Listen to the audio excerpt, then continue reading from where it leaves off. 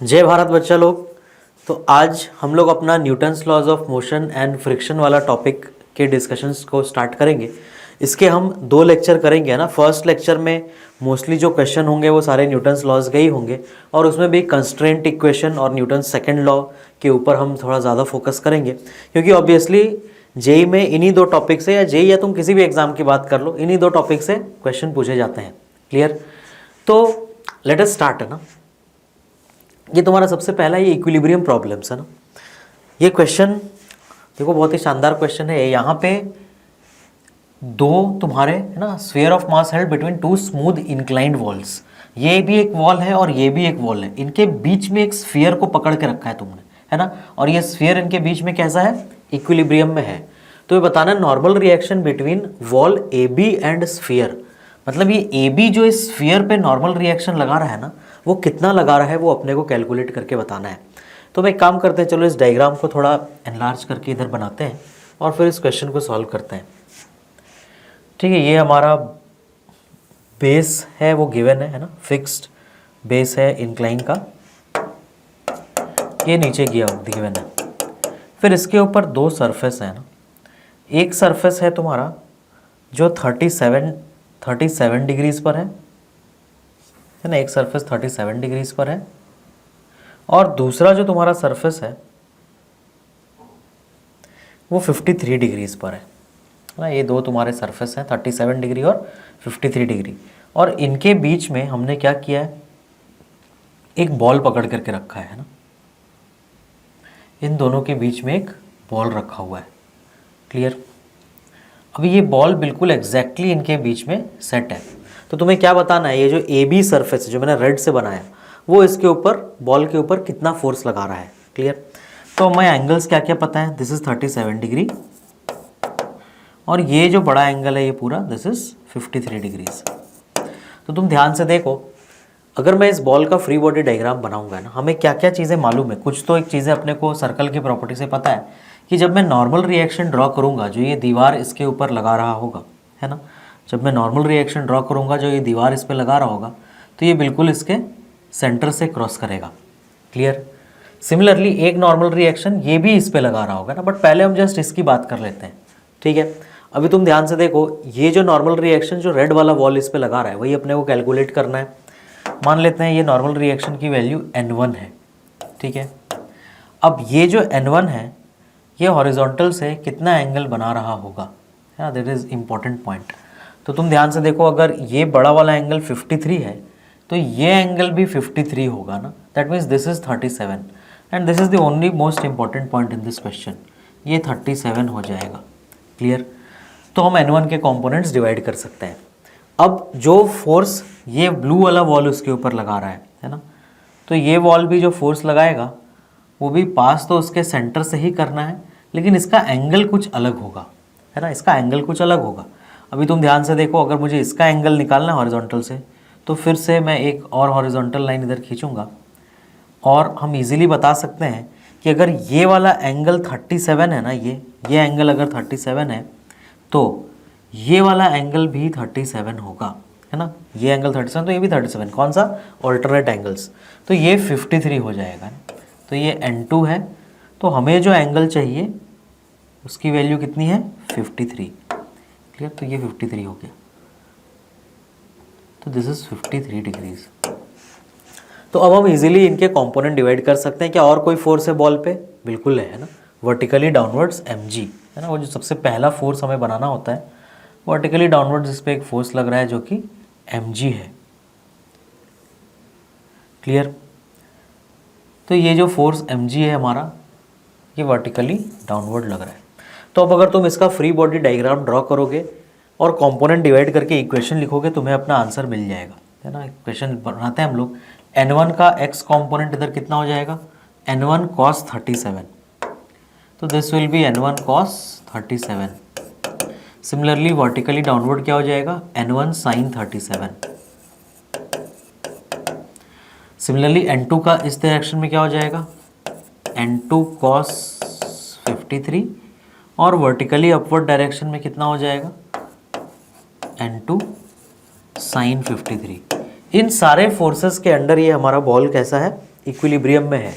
तो अगर मैं एक्स डायरेक्शन में इक्विलिब्रियम का इक्वेशन लिखूं तो राइट साइड लगने वाले फोर्सेस कौन कौन से हैं, n1 cos 37, n1 cos 37 कितना होगा 4/5 n1। और कोई फोर्स जो राइट साइड लग रहा है नहीं, बट एक लेफ्ट साइड वाला है, ये कितना है n2 cos 53, इसका मतलब ये कितना हो जाएगा 3/5 n2, है ना। तो हमने हॉरिजॉन्टल इक्विलिब्रियम का इक्वेशन लिख लिया, राइट लगने वाला फोर्सेस इक्वल टू लेफ्ट। अब वर्टिकल इक्विलिब्रियम का, नीचे की तरफ जितने फोर्सेस हैं वो सब क्या होंगे इक्वल टू ऊपर।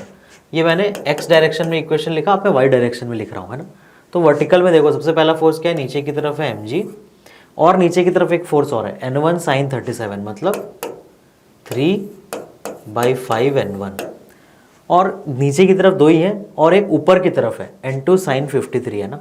तो दिस नीचे की तरफ वाला फोर्स इक्वल टू ऊपर की तरफ वाला फोर्स, तो n2 sin 53 कितना हो जाएगा 4/5 n2, इक्वेशन नंबर 2।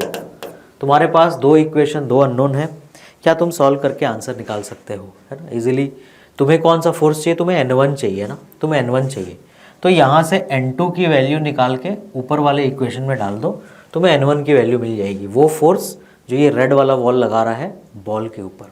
क्लियर। तो ये हमारा क्वेश्चन था, एक अच्छा फ्री बॉडी डायग्राम का क्वेश्चन जिसमें एंगल्स निकालने थे तुम्हें, और फिर इक्वेशन बना करके इसे सॉल्व करना है। ठीक है, नेक्स्ट क्वेश्चन पे चलते हैं, आ जाओ। एक और बहुत अच्छा इक्विलिब्रियम का क्वेश्चन, इसमें इसने क्या बोला, हमारे पास 2 smooth spheres each of radius 5 centimetre and weight w rest one on the other inside a fixed smooth cylinder of radius 8 centimetre. ये एक सिलेंडर है ना, मतलब ये एक कंटेनर की तरह होगा, है ना, एक ऐसा बीकर की तरह जिसमें तुमने ऐसे 2 बॉल रख रखे हैं। क्लियर। अब वो ये बोल रहा है the reactions between the spheres and the vertical side of the cylinder are. इसका मतलब तुम्हें क्या करना है, तुम्हें यहाँ पर रिएक्शंस निकालने हैं, मतलब normal reaction between the spheres and the vertical side of the cylinders. ठीक है, तो सिलेंडर का जो साइड है और जो स्फीयर एक दूसरे के ऊपर लगा रहे हैं, बिटवीन द स्फीयर्स मतलब जो एक स्फीयर दूसरे के ऊपर लगाता है, और vertical side of the cylinder मतलब जो सिलेंडर का वर्टिकल साइड, ये दोनों है ना, वो सिलेंडर के वर्टिकल साइड, ये और ये दोनों कितना फोर्स लगा रहे हैं स्फीयर पे, ये अपने को कैलकुलेट करना है। तो आ जाओ इस क्वेश्चन को हम करते हैं। इस डायग्राम को भी हम थोड़ा लार्ज करके बना लेते हैं ताकि अपने को इजी हो। लेट अस से हमारे पास ऐसे 2 बॉल्स हैं ना, ये एक बॉल और एक बॉल और है जो बिल्कुल सेम टू सेम है, जो यहाँ पे ऐसे इस तरीके से रखा हुआ है ये। ठीक है, और ये सारा का सारा सेटअप एक सिलेंडर के अंदर है ना। ये तुम्हारा अगर सिलेंडर का वॉल्यूम है, ये बिल्कुल टच हो रहा है इससे, और नीचे भी ये क्या हो रहा है, ये नीचे भी टच हो रहा है ना। नीचे वाला जो सरफेस है तुम्हारे सिलेंडर का वो भी हमारे बॉल में टच हो रहा है ना, ये बॉल से टच होता हुआ जा रहा है। और सिमिलरली तुम्हारा जो राइट साइड है ना, राइट साइड वाला भी इसमें टच हो रहा है। क्लियर, तभी तो हम नॉर्मल रिएक्शंस निकालेंगे। तो ये अपना डायग्राम है। क्वेश्चन में डेटा क्या क्या दिया हुआ है तुम ध्यान से देखो, है ना। उसने इन दोनों दोनों जो स्फीयर हैं तुम्हारे, उन दोनों का रेडियस गिवन है। कितना रेडियस दिया उन्होंने स्फीयर्स का 5 centimetre, smooth cylinder of radius 8, और इसका जो रेडियस है वो 8 है। स्फीयर का रेडियस 5 है और सिलेंडर का 8 है। तो तुम बोलो अगर मान लो ये तुम्हारा और ये पॉइंट है ना, लेट अस से दिस पॉइंट एंड मान लेते हैं ये मेरे इस स्फीयर का सेंटर है और ये पॉइंट इस स्फीयर का सेंटर है। तो अगर मैं ये वाली लाइन को ज्वाइन करूँगा है ना, यहाँ से यहाँ, ठीक है, लेटर से मैंने इस पर्टिकुलर लाइन को ज्वाइन किया यहाँ से यहाँ, तो क्या इसका लेंथ 10 सेंटीमीटर हो जाएगा, है ना, क्योंकि ये भी 5 है और ये भी 5 है ना। तो ये लाइन पूरा 10 सेंटीमीटर्स का हो जाएगा, ये 5 सेंटीमीटर 5 सेंटीमीटर। क्लियर। और एक लेंथ अपने को पता है क्या, जो तुम्हारा सिलेंडर का इस पॉइंट से लेके सिलेंडर के सेंटर तक, है ना, सिलेंडर के सेंटर तक का लेंथ है वो कितना है, वो है 8 सेंटीमीटर। तो जो तुम्हारा ये वाला लेंथ है दैट इज 8 सेंटीमीटर ना, 8 सेंटीमीटर। क्लियर सभी को? मुझे बताओ ये जो लेंथ है, ये जो पॉइंट है, क्या वो इन दोनों स्फीयर के सीधा बिल्कुल नीचे बॉटम में होगा? यस, क्योंकि ये दोनों स्फीयर जो है तुम्हारे बिल्कुल सेम साइज़ के हैं, है ना। तो ये जो इनका कॉन्टैक्ट पॉइंट आ रहा होगा यहाँ पे, ये किस पॉइंट पे आ रहा होगा? ये बिल्कुल सिलेंडर के सेंटर में आ रहा होगा ना। तो अभी मेरे को ये फाइंड आउट करना है मेनली कि मेरे एंगल्स जो है वो कितने हैं, क्योंकि जब तुम नॉर्मल रिएक्शन ड्रॉ करोगे तो तुम्हें उसके कॉम्पोनेंट डिवाइड करने पड़ेंगे एक्स और वाई में। तो मेरा ये जो लेंथ है ये 8 है, दैट मीन्स मैं और क्या बोल सकता हूँ इसमें कि ये वाली लाइन तुम्हारी ऐसे बिल्कुल स्ट्रेट आएगी। और अगर मैं यहाँ पर एक राइट एंगल ट्राइंगल कंप्लीट करूँ ना, तुम देखो ये डायग्राम हमारा बिल्कुल सही ड्रॉ होना चाहिए, नहीं तो फिर हमारे आंसर सही नहीं आएंगे, है ना। तो अगर मैं अपना एक राइट एंगल ट्राइंगल इधर कंप्लीट करता हूँ तो तुम ध्यान से देखो हम क्या क्या कैलकुलेशंस इसमें कर सकते हैं, है ना। ये तुम्हारा राइट एंगल ट्राइंगल है, समहाउ मुझे इसमें एंगल फाइंड आउट कर लेना है, ठीक है। अभी तुम ध्यान से देखो, ये जो तुम्हारा टोटल साइड है ये 10 के इक्वल है ना, एंड दिस जो है वो 8 है, क्लियर। अब मुझे बताओ अगर ये वाला साइड तुम्हारा यहाँ से यहाँ तक 8 है ना, तो ये वाला पर्टिकुलर साइड हमारा कितने के इक्वल होगा? मतलब मुझे किसी भी तरह ये particular angle theta find out कर लेना है, ठीक। या फिर और इसमें हम दूसरी चीज़ क्या कर सकते हैं, अगर तुम ध्यान से देखो, इस पर्टिकुलर लाइन का अपने को रिक्वायरमेंट नहीं होगा। हमें क्या पता है मुझे बताओ, अगर मैं यहाँ पे कुछ पॉइंट्स लेबल कर दूँ, है ना, लेट अस से ये पॉइंट हमारा ए है, ये पॉइंट बी है और ये पॉइंट सी है, क्लियर। मुझे ए बी तो पता है 10, मुझे किसी तरह ए सी फाइंड करना है। अभी मेरे को बताओ ये ए सी क्या होगा? ये टोटल लेंथ 16 सेंटीमीटर है ना, यहाँ से यहाँ, हाँ ये टोटल 16 है, और इस पॉइंट से ए तक 5 है, और बी से मैंने बिल्कुल ये लाइन नीचे वर्टिकली ड्रॉ किया ना, बिल्कुल सीधा 90 डिग्री पे। तो सी से भी यहाँ तक कितना होगा? ये भी 5 होगा ना, क्योंकि ये 5 सेंटीमीटर है और ये भी 5 सेंटीमीटर है। तो 16 से अगर मैं 5 + 5 10 माइनस कर दूँ तो मुझे अपने AC का लेंथ मिल जाएगा। दैट मीन्स 16 - 10 ये कितना आ जाएगा? 6 सेंटीमीटर। अब देखो ये काम बिल्कुल आसान हो गया है ना, क्योंकि तुम्हारा जो कॉस थीटा आएगा अब यहाँ से, है ना, अगर मैं यहाँ से कॉस थीटा की वैल्यू निकालूँ, वो बेस 6 बाई हाइपोटेन्यूज 10, मतलब ये कितना हो गया? 3/5। दैट मीन्स हमारा जो ये थीटा एंगल है वो कितने के इक्वल हो गया? This theta angle is equal to 3/5 है कॉस थीटा, इसका मतलब हम 53 डिग्रीज की बात कर रहे हैं। और अब हमारे लिए काम आसान हो जाएगा फ्री बॉडी डायग्राम बना के। कैसे देखो, है ना, अब मैं यहाँ पे से ये जितने भी लाइंस हमने ड्रॉ किए हैं उनको अगर हम रिमूव कर दें तो हम थोड़ा सा यहाँ पे अपना फ्री बॉडी डायग्राम ड्रॉ करके क्वेश्चन को कंप्लीट कर सकते हैं, ठीक है। तो लेट अस से जो एंगल हमने फाइंड आउट किया था वो कितना था? दैट वाज 53 डिग्रीज, है ना। और वो कौन सा एंगल है 53 डिग्रीज? ये देखो, ये लाइन जो यहाँ से यहाँ ज्वाइन हो रहा है ना, और यहाँ से तुम ऐसे हॉरिजॉन्टल खींचोगे एक, और इधर इसके ऊपर एक परपेंडिकुलर ड्रॉप करोगे, क्लियर। तो दिस एंगल हमने फाइंड आउट किया क्या? 53 डिग्रीज, क्लियर। अब तुम मुझे बताओ क्या FBD ड्रॉ करके हम सारे फोर्सेस लिख सकते हैं?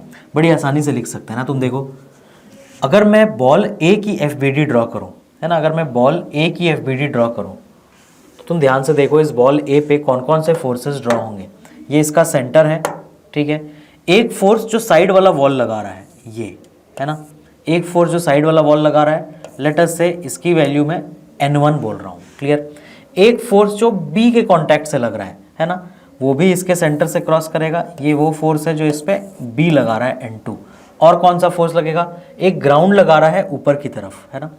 तो लेट अस से ग्राउंड जो इस पे फोर्स लगा रहा है ऊपर की तरफ, ये N3 है, और एक इसके ऊपर नीचे की तरफ क्या लग रहा है? Mg, है ना। और इसका वेट इन्होंने क्वेश्चन में दिया है W। तो एक्चुअली सेंटर से ड्रॉ होता, बट मैंने उसको यहीं से ड्रॉ कर दिया जस्ट डायग्राम थोड़ा क्लियर रखने के लिए। सिमिलरली जो तुम्हारा दूसरा बॉल है ना, बॉल B, उसका फ्री बॉडी डायग्राम कैसा होगा? एक फोर्स उस पर साइड वाला वॉल लगाएगा, लेट अस से उसकी वैल्यू है N4, है ना, लेट अस से इसकी वैल्यू है N4, और एक फोर्स इस पे A लगाएगा। तो जब B ने A पे लगाया तो N2 ऐसा लगाया, तो A जब B पे लगाएगा, है ना, अगर इसका यहाँ पे सेंटर है तो वो कैसा लगाएगा? वो N2 इस दिशा में लगाएगा, क्लियर। ये वो फोर्स है जो इसके ऊपर किसने लगाया है? A ने लगाया है। और एक फोर्स इस पे कौन सा बनेगा? नीचे की दिशा में Mg या W, क्लियर। तो ये सारे फोर्सेस हमारे ड्रॉ हो गए। अब अपने को सिर्फ क्या करना है, अपने को ये फ्री बॉडी डायग्राम ड्रॉ करना है। तो तुम ध्यान से देखो, ये N2 का लाइन है ना, ये वाली लाइन N2 की लाइन है, मतलब ये हॉरिजॉन्टल से N2 कितना एंगल बना रहा होगा, 53 डिग्रीज। तो अगर मैं N2 के कॉम्पोनेंट डिवाइड करूँ ना, तो इस दिशा में N2 cos 53 और इस दिशा में N2 sin 53। तो N2 cos 53 और N2 sin 53 मतलब 3/5 N2 और ये वाला हो जाएगा 4/5 N2। और बाकी इन सब का तो कंपोनेंट डिवाइड करने की ज़रूरत नहीं है, ये x और y में ही है। सिमिलरली यहाँ पे भी देखो तुम N2 ऐसा है तो x कंपोनेंट N2 का कितना होगा, ये x कंपोनेंट आएगा एक N2 का, है ना, cos 53, मान लो ये N2 मैं इधर लिख रहा हूँ, तो N2 का एक x कंपोनेंट आएगा इधर N2 cos 53 मतलब 3/5 N2 और एक वर्टिकल आएगा 4/5 N2। तो एक बार तुमने देखो ये एंगल निकाल लिया, अब तुम्हारा काम आसान हो गया। अब मैं इसके लिए इक्वेशंस लिख रहा हूँ ना, लेफ्ट वाले बॉल के लिए। तो लेफ्ट वाले बॉल के लिए हम इक्वेशन क्या लिखेंगे, इक्विलिब्रियम का। एक्स में इक्विलिब्रियम अगर तुम ध्यान से देखो तो राइट साइड लगने वाला फोर्स N1 और कोई नहीं है, लेफ्ट साइड लगने वाला फोर्स 3/5 N2 सिर्फ, है ना। तो N1 इज इक्वल टू क्या है, 3/5 N2। ये इक्वेशन नंबर 1 हो गया। अब y में फोर्स लगाते हैं हम लोग, है ना। तो y में क्या क्या है देखो, एक 4/5 N2 नीचे की तरफ प्लस W नीचे की तरफ और ऊपर की तरफ क्या है, ऊपर की तरफ है N3 सिर्फ, है ना, is equal to N3। Clear, 4/5 N2 वो नीचे की तरफ, इधर वाला कोई नीचे नहीं है, ये नीचे एक W और ऊपर की तरफ एक N3। बस ये दो इक्वेशन बने तुम्हारे बॉल जिसका सेंटर A है। और अब इसके लिए तुम बनाओगे तो x में अगर मैं इक्विलिब्रियम का इक्वेशन बनाऊं तो राइट साइड है 3/5 N2 और लेफ्ट साइड है N4, है ना। और अगर मैं वर्टिकल की बात करूं तो वर्टिकल में हमारे पास यहाँ पे कौन कौन से फोर्सेस हैं, देखो दो ही कॉन्टैक्ट सरफेस, यहाँ दो ही फोर्स आ रहे हैं ना, एक इधर का और एक साइड का। तो वर्टिकल में यहाँ पे नीचे की तरफ है W और ऊपर की तरफ है 4/5 N2, दैट्स ऑल। तो ये तुम्हारा इक्वेशन नंबर 1, ये 2, वो 3, ये 4। अब यहाँ से हम फटाफट सबसे पहले क्या करते हैं, तुम देखो अपने को सबसे इजीली क्या पता चल रहा है, सबसे इजीली ये पता चल रहा है कि हम यहाँ पे N2 की वैल्यू कैलकुलेट कर देंगे। यहाँ से बोलो तुम्हें N2 कितना मिल गया, यहाँ से N2 मिल गया 4W/5। ये कौन सा फोर्स है, ये वो फोर्स है जो दोनों एक दूसरे पे लगा रहे हैं। तो तुम यहाँ अब ऑप्शन में आओगे तो तुम देखोगे जो दोनों एक दूसरे पे लगा रहे हैं ना, N2 फोर्स किसने किसके ऊपर लगाया है, N2 फोर्स एक स्फीयर ने दूसरे स्फीयर के ऊपर लगाया है ना। तो अगर N2 फोर्स एक स्फीयर दूसरे स्फीयर के ऊपर लगाता है तो अपने को W इज इक्वल टू मिला है 4N2/5, है ना। W इज इक्वल टू मिला है 4N2/5। ये तो N2 ये वो फोर्स मिला मुझे, तो दोनों एक दूसरे पे लगा रहे हैं, है ना। ये मैंने इसको N/4 लिख दिया गलती से ना, दिस इज N4, ठीक है, ये N4 था। क्लियर, तो ये तुम्हारा फोर्स कितना हो गया 4W/5। तो अभी अगर तुम ऊपर देखो तो यहाँ पे जो ऑप्शंस है ना, इसमें कुछ मिस्टेक है इन चारों ऑप्शंस में, तुम्हें बस आंसर पे ध्यान देना है। क्लियर, तो ये क्वेश्चन तुम्हारा 4W/5 आ गया जो इन दोनों के बीच में आया है ना, रिएक्शन। अब हमें क्या निकालना है, साइड वॉल। तो साइड वॉल कौन कौन सा है, एक तुम्हारा N1 है ना, और दूसरा कौन सा है N4। तो तुम देखो यहाँ से तुम N1 की वैल्यू डायरेक्ट निकाल लोगे ना। अब N1 की वैल्यू क्या हो जाएगी, ये वैल्यू हो जाएगा N1 is equal to 3/5 into N2, और N2 कितना है 4W/5, दैट मीन्स ये हो जाएगा 12W/25। Clear, this will be 12W/25। अब नेक्स्ट और एक कौन सा फोर्स निकालना है अपने को, अब हमें निकालना है N4, है ना, जो वर्टिकल वॉल इस पे लगा रहा है। तो N4 क्या है 3/5 N2। तो तुम ध्यान से देखो ये भी 3/5 N2 था, ये भी 3/5 N2 है ना। तो इसका मतलब क्या है, N1 और N4 ज़रूर सेम होंगे, मतलब ये वैल्यू भी कितना आने वाला है 12W/25, है ना। ये 3/5 N2 था, हमने N2 की वैल्यू निकाली 4W/5 और हमारा आंसर आ गया। तो हमारे जो आंसर है that is 12W/25 and 4W/5।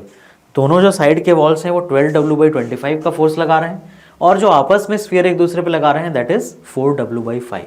Clear, तुम्हें सिर्फ क्या करना था, तुम्हें इस एंगल का कैलकुलेशन सही करना था, दैट्स ऑल।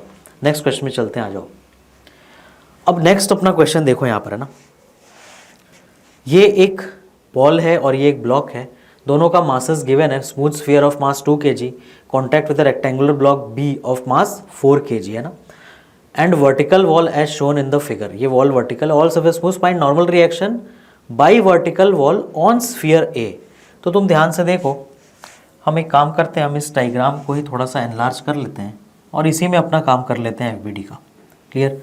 मुझे क्या चाहिए, वो नॉर्मल रिएक्शन जो ये वॉल लगा रहा है स्फीयर ए पे। ठीक है, तो अगर मैं इसको देखूं, ये मान लो मेरे स्फीयर का सेंटर है, तो इस पर कौन कौन से फोर्स ड्रॉ होंगे, है ना। तो सबसे पहला तुम्हारा ये वॉल का नॉर्मल आएगा इस दिशा में।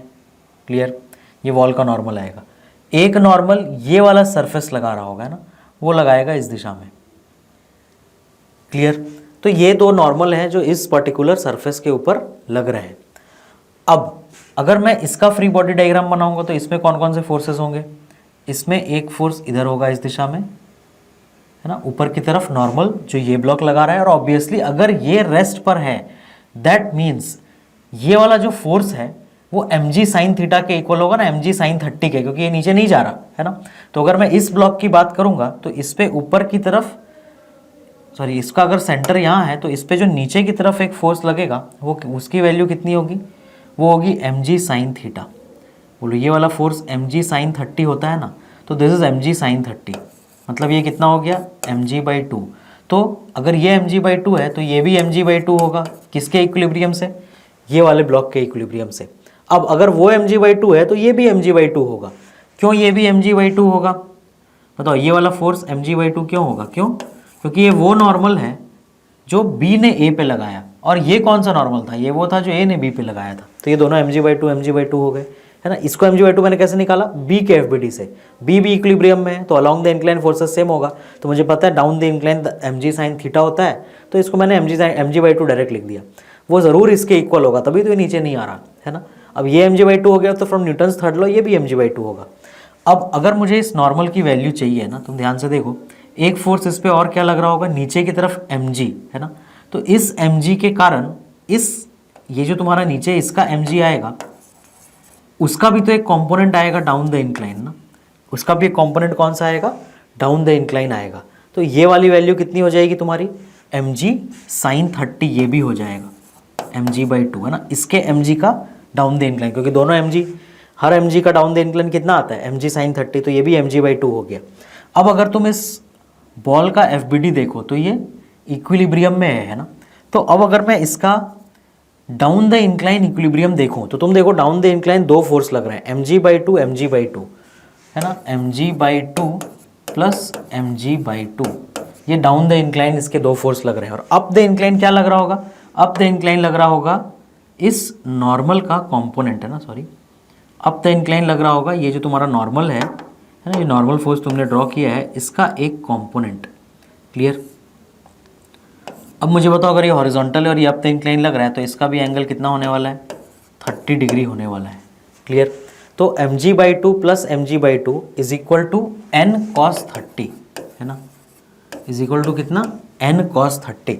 एक n sin 30 भी होगा बट वो परपेंडिकुलर टू द इंक्लाइन को बैलेंस कर रहा होगा। मुझे सिर्फ अलोंग द इंक्लाइन से ही अपना आंसर मिल जाएगा, क्योंकि देखो डाउन द इंक्लाइन mg/2 ये दो फोर्स हैं, और ये अप द इंक्लाइन क्या है, n का cos 30 कंपोनेंट। ये 30 कैसे हो गया, क्योंकि ये 30 है, हॉरिजॉन्टल से इंक्लाइन ना 30 डिग्री, तो n cos 30, तो हमें mg इज इक्वल टू मिल गया n√3/2, दैट मीन्स n की वैल्यू है 2mg/√3। इतना नॉर्मल रिएक्शन इसके ऊपर कौन लगा रहा है, साइड वाला वॉल लगा रहा है, and this is your complete calculation, है ना। तो इस तरीके से फटाफट हमने लास्ट क्वेश्चन में थोड़ा टाइम स्पेंड किया, ज़्यादा टाइम FBD, क्योंकि हमें बनाना समझना था कैसे हम थीटा निकालते हैं। तो जिन स्टूडेंट्स को थीटा निकालने में प्रॉब्लम है वो तुम देखो मैं हर स्टेप पे बता रहा हूँ कि मैं वो थीटा कैसे ले रहा हूँ, है ना। तो ये हमारा आंसर आ गया 2mg/√3। नेक्स्ट क्वेश्चन, तुम यहाँ पे देखो मल्टीपल पुली ब्लॉक, मल्टीपल पुलीज लगे हुए हैं यहाँ पे, बट बहुत मल्टीपल भी नहीं है ना। कितने पुलीज हैं यहाँ पे, 2, उसमें से भी एक पुली जो है वो फिक्स है ना। कौन सा पुली फिक्स है, ये पुली वॉल पे, बट ये मूव करेगा इस ब्लॉक के साथ। क्वेश्चन क्या कह रहा है, देखो ट्राई करो फिर देखना मैं कैसे सॉल्व कर रहा हूँ। वो ये कह रहा है, देखो इस क्वेश्चन में कि ये 5 मीटर पर सेकेंड स्पीड हो गई है इस ब्लॉक की जब वो 5 मीटर टुवर्ड्स राइट जा चुका है। ठीक है, तो मुझे क्या बताना है, इस f की वैल्यू बतानी है ना। Constant force F applied on A, then find the value of F। तो तुम देखो, क्या मैं इस ब्लॉक का एक्सेलरेशन कैलकुलेट कर सकता हूँ? इनिशियली ये रेस्ट पे था और 5 मीटर मूव करने के बाद, है ना, जब इसका डिस्प्लेसमेंट 5 मीटर हो गया है तो इसकी जो वेलोसिटी है, फाइनल वेलोसिटी ना, जो इनिशियली रेस्ट पे था वो 5 मीटर पर सेकेंड आ चुका है। तो मुझे बताओ, क्या मैं इन तीनों डेटा से इसका A फाइंड कर सकता हूँ? Yes, v² - u² equal to 2as। तो अगर तुम इसका A का वैल्यू निकालोगे, है ना, v² - u² इक्वल 2as से, तो ये आ जाएगा तुम्हारा 25/10, है ना, मतलब 2.5 मीटर पर सेकेंड स्क्वायर। तो इसका राइट साइड एक्सेलरेशन 2.5 हो गया। अब मुझे फाइंड आउट क्या करना है? मुझे एस फाइंड आउट करना है। मुझे बताओ, अगर ये 2.5 से राइट जा रहा है तो ये कितने से ऊपर जा रहा होगा, है ना। अगर मैं बोलूँ कि इस पर्टिकुलर स्ट्रिंग में टेंशन T है तो यहाँ भी T होगा, यहाँ भी T होगा, तो यहाँ कितना हो जाएगा? 2T, है ना। और वो 2T किस दिशा में लग रहा होगा? इस दिशा में। तो क्या मैं अपना वर्क डन बाई स्ट्रिंग वाला जो शॉर्टकट हम जानते हैं, है ना, इसमें टेंशन T ऊपर है, क्लियर, और मान लेता हूँ मैं कि ये ब्लॉक भी ऊपर की तरफ जा रहा है सम एक्सेलरेशन A2 से, तो work done by tension on this कितना हो जाएगा? -2T इंटू A हो जाएगा। और इस पर कितना होगा? +T इंटू A होगा ना, क्योंकि T और A सेम डायरेक्शन में, यहाँ T और A ऑपोजिट थे, क्लियर। तो इज इक्वल टू 0, तो सॉरी A नहीं A2 है ना। तो यहाँ से हमें A2 की वैल्यू मिल जाएगी 2 टाइम्स A। इसका मतलब क्या है कि ये ज़रूर कितने से ऊपर जा रहा होगा? 5 से, क्लियर सभी को। तो मुझे इसका डबल मिल गया, इसका एक्सेलरेशन ना, दिस इज 2 टाइम्स A। तो अब हम क्या करेंगे? अब हम FBD बनाएंगे यहाँ पे, क्लियर। तो तुम मुझे बताओ, FBD की ज़रूरत नहीं है। अगर मैं इसका इक्वेशन इसके लिए लिखूँ तो T minus mg is equal to 2 times A2। तो अगर मैं B वाले ब्लॉक का न्यूटन सेकेंड लॉ का इक्वेशन लिख रहा हूँ तो मुझे क्या इक्वेशन मिलेगा? T minus mg is equal to 2 into A2, मतलब 10। तो यहाँ से मुझे T की वैल्यू मिल गई 30 न्यूटन्स। अब अगर T 30 न्यूटन है तो इसमें 2T कितना हो जाएगा? 60। तो अगर मैं अब इसका इक्वेशन लिखूंगा, देखो एक्सेलरेशन राइट साइड है ब्लॉक A का, तो F माइनस 2T मतलब 60 is equal to 6 into A। 6 into A कितना था हमारा? A की वैल्यू 2.5, तो 6 इंटू 2.5 कितना आएगा? 15। तो F की वैल्यू कितनी आ गई? 75 न्यूटन। ये हमारा आंसर हो गया, क्लियर। तो इस तरीके से फटाफट तुम्हें कंस्ट्रेंट भी तुरंत निकालना आना चाहिए। इनफैक्ट एक फिक्स पुली और एक मूवेबल पुली में ये तुम्हें ओरली याद रहना चाहिए, है ना, कि ये इसका रिलेशन क्या आता है। अब ये तुम्हारा F is equal to 75 newton, ये हमारा आंसर आ गया। नेक्स्ट, है ना, नेक्स्ट क्वेश्चन पे चलते हैं। देखो, a motor is fixed inside a box. Constraint equation का अच्छा क्वेश्चन है ना। Moving upwards with velocity 5 metre per second. ये जो बॉक्स है ये क्या कर रहा है? ये 5 मीटर पर सेकेंड से ऊपर जा रहा है, मतलब velocity of box with respect to ground is +5। String is winding at the rate of 3 metre per second. मतलब ये जो मोटर है ना, ये ऐसा घूम रहा है जिससे कि ये जो स्ट्रिंग है, ये देखो, ये ऐसा इस तरीके से घूम रहा होगा ना, मोटर का ये जो लाइन है ये ऐसे घूम रहा हो, तो स्ट्रिंग इसके ऊपर, मान लो तुम स्ट्रिंग जब लगा करके ऐसे घुमाते हो तो ये इस तरीके से घूमता हुआ स्ट्रिंग इसके ऊपर बंधता जाएगा ना। वाइंडिंग, वाइंडिंग मतलब क्या कि स्ट्रिंग उसके ऊपर ऐसे गोल गोल आकर के पूरा बाइंड हो जा रहा है, ठीक है। तो इसका मतलब स्ट्रिंग जो है वो ज़रूर नीचे की तरफ आ रहा होगा, कितने से? 3 मीटर पर सेकेंड से। और वो किस फ्रेम में है? बॉक्स के। मतलब velocity of string with respect to box is -3 metre per second, है ना, वो नीचे की तरफ, क्योंकि ये इसको वाइंडिंग कर रहा है, मतलब ये घूम करके उसको बांधता जा रहा है अपने में ना। तो अगर ये मोटर इस तरीके से घूम रहा है तो ज़रूर ये स्ट्रिंग प्रति सेकंड वो क्या कह रहा है कि 3 मीटर स्ट्रिंग 1 सेकंड में इसके ऊपर घूम के बंध जा रहा है। मतलब स्ट्रिंग 3 मीटर से नीचे आ जा रहा होगा ना 1 सेकंड में, बट किसके रेस्पेक्ट में? बॉक्स के रेस्पेक्ट में, क्लियर, क्योंकि ये मोटर हमारे बॉक्स में फिक्स्ड है। अब तुम ध्यान से देखो, मुझे क्या करना है? ब्लॉक ए की वेलोसिटी निकालनी है। तो अगर मुझे ब्लॉक ए की वेलोसिटी निकालनी है तो मैं अगर कंस्टेंट इक्वेशन लिखूंगा तो सबसे पहले तो मुझे इस पॉइंट की वेलोसिटी चाहिए विद रेस्पेक्ट टू ग्राउंड। मतलब मुझे वेलोसिटी ऑफ स्ट्रिंग चाहिए विथ रेस्पेक्ट टू ग्राउंड। वो क्या होगा? String with respect to box plus box with respect to ground. तो -3 + 5 कितना हो गया? +2। मतलब ये वाला जो पर्टिकुलर पॉइंट है स्ट्रिंग का, ये ऊपर की तरफ जा रहा है 2 मीटर पर सेकेंड से, क्लियर, ऊपर की तरफ 2 मीटर पर सेकेंड से। और अगर यहाँ टेंशन T है तो यहाँ भी T होगा, यहाँ भी T होगा, तो यहाँ पे 2T हो जाएगा। तो मान लेते हैं कि ये जो मेरा ब्लॉक ए है वो नीचे की तरफ जा रहा है किसी स्पीड v से, क्लियर। तो अगर मैं कंस्ट्रेंट लिखूँ अब इसमें, यहाँ पे ध्यान से देखो, है ना, ये ऊपर 2 से जा रहा है और इसमें टेंशन भी स्ट्रिंग में ऊपर है T, तो अगर मैं कंस्टेंट लिखूंगा तो मैं क्या लिखूंगा T इंटू टू, है ना, T इंटू टू, ये वर्क डन। और यहाँ पे लिखूंगा तो क्या लिखूंगा माइनस, क्योंकि 2T और ये उल्टा है, minus 2T into v is equal to 0। तो यहाँ से तुम्हें v की जो वैल्यू मिलेगी है ना, ये T और T कैंसिल हो जाएंगे, जो v की वैल्यू मिलेगी वो मिल जाएगी 1। और ये क्या आया 1, तुम देखो ये वैल्यू आ गई पॉजिटिव, इसका मतलब तुमने इसका साइन तो ऑलरेडी यूज कर लिया इस इक्वेशन में ना, क्योंकि दोनों में एंगल 180 डिग्री है, मतलब तुमने जिस दिशा में सोचा ये उधर ही जा रहा है। दैट मीन्स वो जो ब्लॉक ए है वो 1 मीटर पर सेकंड किधर जा रहा है, डाउनवर्ड्स। मुझे उसका with respect to ground calculate करना था, तो इसीलिए मैंने भी क्या किया, इस पॉइंट का भी with respect to ground calculate किया। ठीक है, तो ये अपना आंसर आ गया। अब चलते हैं नेक्स्ट क्वेश्चन में। यहाँ पे हमारे पास ए, बी और सी 3 ब्लॉक हैं, तो यहाँ पे डेटा दिया हुआ है, आई थिंक डायग्राम उतना क्लियरली विजिबल नहीं है, तो मैं इसको थोड़ा और क्लियर कर देता हूँ। ये 2 मीटर पर सेकंड से ऊपर जा रहा है और ये बी जो है ये 4 मीटर पर सेकंड से ऊपर जा रहा है। ठीक है, तो तुम्हें बताना है कि जो ब्लॉक ए है इसकी स्पीड किधर होगी और किस दिशा में होगी। तो मान लो मैं इसको मान लेता हूँ कि ये, मान लेते हैं ये भी ऊपर ही जा रहा है ना, किसी स्पीड v से। तो अगर यहाँ टेंशन t तो इधर भी t। अब मुझे ना सबसे नीचे से चालू करना चाहिए। चलो मैं टेंशन को सही जगह पे t लेता हूँ। देखो ये t ले लेते हैं, है ना। अगर मैं इस टेंशन को t लूँ तो ये भी t हो जाएगा और ये भी t हो जाएगा ना। तो इस तरफ टेंशन कितना हो जाएगा 2t, और इधर भी 2t और 2t हो जाएंगी ये टेंशन, है ना। ये t और t मिलके यहाँ 2t और ये t और t मिलके यहाँ 2t। अगर तुमने इधर t लिया होता तो क्या होता, ये t होता, ये t होता, तो फिर ये t/2 होता और ये भी t/2 होता, फिर ये t/2 मिलके इधर t आ जाता। बट आंसर दोनों से सेम ही आता। क्लियर, मैं फ्रैक्शन नहीं लेना चाह रहा था, इसलिए मैंने ध्यान दे करके दोनों इसको t ले लिया। ठीक है, तुम अगर इसको भी t लोगे तो ये दोनों t/2 हो जाएंगे, फिर ये भी t/2 हो जाएगा क्योंकि पूरा सेम स्ट्रिंग है, और ये t/2 मिलकर यहाँ पे कितना आ जाएगा t आ जाएगा। अब ध्यान से देखो, मैं अगर कंस्टेंट लिखूँ तो बताओ यहाँ वर्क कितना हो रहा है 2t इंटू वी, है ना, क्योंकि दोनों ऊपर की दिशा में, ये 2t ऊपर ही होगा। यहाँ पे भी टेंशन ऊपर, बताओ प्लस t इंटू 4, और यहाँ पे कितना टेंशन ऊपर, स्पीड भी ऊपर, plus 2t into 2 is equal to 0।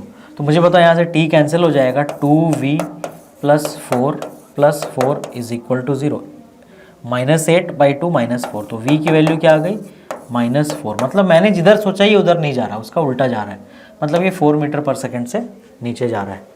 Clear सभी को ये चीज़। तो सिंपल कांस्टेंट इक्वेशन से हमने इस क्वेश्चन को फटाफट कंप्लीट कर लिया। Next, 2 rods are moving with constant velocity v। अच्छा क्वेश्चन है ये दोनों rod perpendicular to each other move कर रहे हैं, है ना।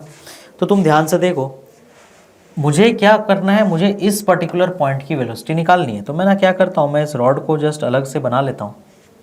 लेट अस से ये हमारा रॉड है और है ना, ये हमारा रॉड है और इसके बीच से जो लाइन गुजर रही है ना, वो रॉड तुम्हारा थीटा एंगल बना रहा है। कौन सी लाइन से, रॉड लेटर से दिस लाइन से थीटा एंगल बनाया हुआ है। मुझे क्या करना है, इस पॉइंट का जो पॉइंट ऑफ इंटरसेक्शन उसकी वेलोसिटी निकालनी है। ठीक है, तो मान लेते हैं कि इस पॉइंट ऑफ इंटरसेक्शन की वेलोसिटी इस दिशा में कितनी है v'।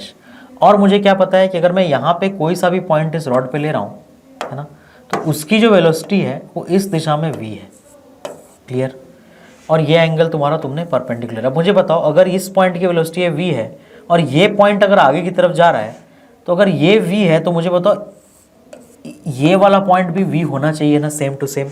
क्यों, क्योंकि रॉड एक रिजिड बॉडी है। समझ आया। तो अगर इसके पास इधर ट्रांसलेशन वेलोसिटी v है तो इसके पास भी ट्रांसलेशन वेलोसिटी v होगा, लेकिन एक्चुअल वेलोसिटी इसकी किधर है v'। मतलब अगर मैं v' का कंपोनेंट निकालूंगा इस दिशा में तो वो v के इक्वल आना चाहिए। और अगर मुझे पता है ये एंगल थीटा है तो दिस इज 90 माइनस थीटा, मतलब v' sine theta must be equal to v, है ना। ये v' का साइन थीटा कंपोनेंट, ये थीटा है तो ये 90 माइनस थीटा, और ये बॉडी एक्चुअल में इधर जा रहा है बट उसका एक कंपोनेंट इधर होना चाहिए। क्यों, क्योंकि एक रिजिड बॉडी है। अगर इसके पास इस दिशा में ट्रांसलेशन v स्पीड है तो इसके पास भी, इस पॉइंट के पास भी होना चाहिए। बट एक्चुअल में ये पॉइंट इधर जा रहा है, लेकिन ये कंपोनेंट तो होना चाहिए ना, नहीं तो फिर रिजिड बॉडी के जैसा ये रॉड ऐसे नीचे की तरफ कैसे आएगा। क्लियर। तो दैट मीन्स इस v डैश का जो भी कंपोनेंट आएगा परपेंडिकुलर टू द रॉड वो v के इक्वल होना चाहिए, नहीं तो क्या होगा फिर ये रॉड ऐसे मुड़ के टेढ़ा हो जाएगा ना, कि अगर ये मान लो ज़्यादा तेजी से आगे आने लगे और ये पॉइंट उतनी तेजी से नीचे ना जाए तो क्या होगा, फिर रॉड ऐसे टेढ़ा हो जाएगा। बट इस क्वेश्चन में ऐसा नहीं लिखा है, वो कह रहा है रॉड बिल्कुल इस तरीके से ऐसे जा रहा है ना, रॉड टेढ़ा नहीं हो रहा है। तो दैट मीन्स अगर इसके पास v है तो ये भी v होना चाहिए, बट इसकी एक्चुअल वेलोसिटी हॉरिजॉन्टल है इस पॉइंट की, है ना, क्योंकि जैसे जैसे ये रॉड कुछ देर में क्या होगा, एक्चुअली ये वाला रॉड इधर आ गया होगा और ये जो दूसरा वाला रॉड है जो ऊपर जा रहा है वो इधर आ गया होगा। तो देखो ये वाला पॉइंट ऐसे आगे बढ़ गया ना यहाँ तक, तो यही वेलोसिटी जो मैं यहाँ पे बोल रहा हूँ, यही v डैश है जो मैंने इधर ड्रॉ किया है। क्लियर सभी को? तो कुछ देर बाद डायग्राम ऐसा हो जाएगा और ये पॉइंट आगे बढ़ गया होगा ना इस दिशा में। तो दैट मीन्स इस v डैश का कॉम्पोनेंट जो भी परपेंडिकुलर टू रॉड आएगा वो इस वेलोसिटी के इक्वल होना चाहिए। That means v sine theta equal to v। तो यहाँ से अपने को v डैश की वैल्यू मिल गई, v बाई साइन थीटा या फिर v कॉसेक थीटा। ये हमारा आंसर हो गया। क्लियर सभी को? बहुत बड़े बड़े प्रोसेस से इन क्वेश्चन को किया रहता है, कैलकुलस और ये सब लगा के, कुछ करने की ज़रूरत नहीं है, फटाफट इक्वेशन लिखो, आंसर निकालो। नेक्स्ट वेज कंस्ट्रेंट है ना, इस पर्टिकुलर डायग्राम में तुम देखो वेज कंस्ट्रेंट डायग्राम रीड कर लो, खुद क्वेश्चन रीड करो, खुद से अटेम्प्ट करो और फिर देखना सॉल्यूशन।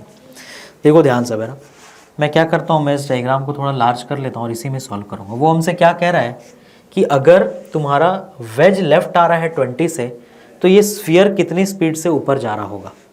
हमें क्या पता है वेज कंस्ट्रेंट में, हमें वेज कंस्ट्रेंट में ये मालूम है कि जो तुम्हारा अगर लेटर से ये पॉइंट सेंटर है ना, कि अलोंग दी नॉर्मल है ना, अलोंग दी नॉर्मल, जो ये नॉर्मल वाली लाइन होगी जो एक दूसरे पे लगा रहे होंगे ये, उस दिशा में दोनों की वेलोसिटी क्या होनी चाहिए, सेम होनी चाहिए।